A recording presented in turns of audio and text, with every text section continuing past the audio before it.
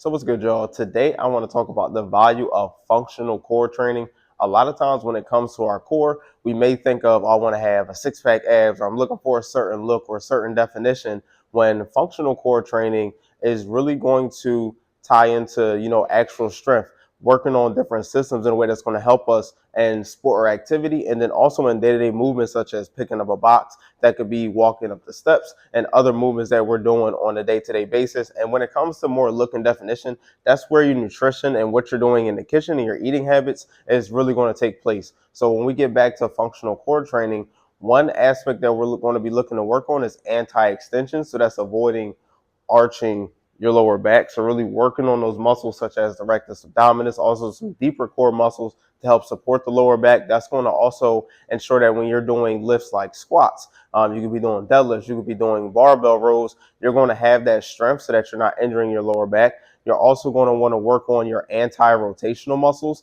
One of those is going to be your transverse abs. They run underneath the rectus abdominis that run this way. Transverse abs run this way. So doing movements such as anti-rotational press outs, other movements that you can do. Again, it's going to help support the lower back. And then we're going to also want to work on our obliques, or want to emphasize anti-lateral flexion. So just being able to support, avoiding to go like this or this, depending on which movement that we're working on. That will be more so like a cable lift or a cable chop. We'll get into those in another video. And now I want to break down just about 3 simple core exercises that you can do in a functional manner to make them more active, to challenge your core a bit more, and to really work on that strength of those muscles. And again, when you want to get to look, you really want to tie into what you're doing in the kitchen. So let's first go over just an active plank. So we want to start with our elbows on the mat. You want to go palms up, and you want to go legs straight, knees still on the floor. And you're going to want to tuck your pelvis, really creating a good squeeze, slightly round in the back,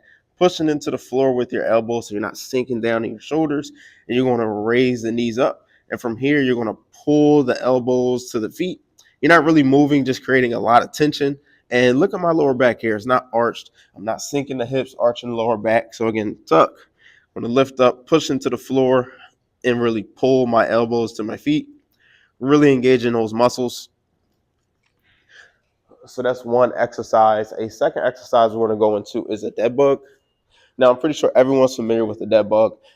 Here, we're also working on our anti-extension muscles in addition to what we did in our plank two, still working on the same muscles. And within our dead bug, you're lying down.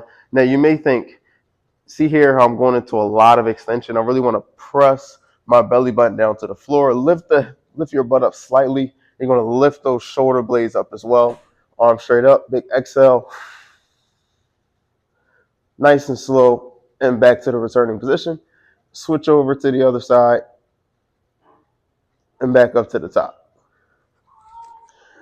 And adding those form cues is really going to make a huge difference when really engaging those muscles, really sinking that lower back down to the floor, keeping your lower back flat, and engaging that core, really building a lot of strength. And last up, we're going to go into a side plank. So now work on our obliques. A little bit of anti-rotation here as well, but you can either stack your foot, one foot can go in front. I'm going to stack mine here. You want to push the hips up nice and high, push the hips forward, and then we're just holding here. But you really want to work on those form cues. So if you're sagging down or sagging back with your butt, you're not going to get a lot of engagements. But hips high, hips are pressed forward, really engaging those muscles. And it's going to work on a lot of stability, a lot of balance. It's going to activate the hips as well. And we're getting a lot of work on those obliques. And one thing I really want to tie into all these movements is you really want to pay attention to your breathing.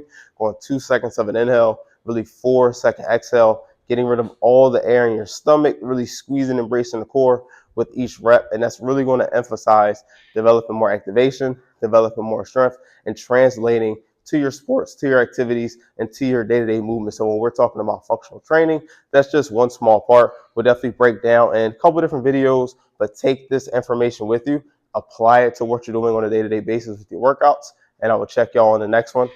Peace and love.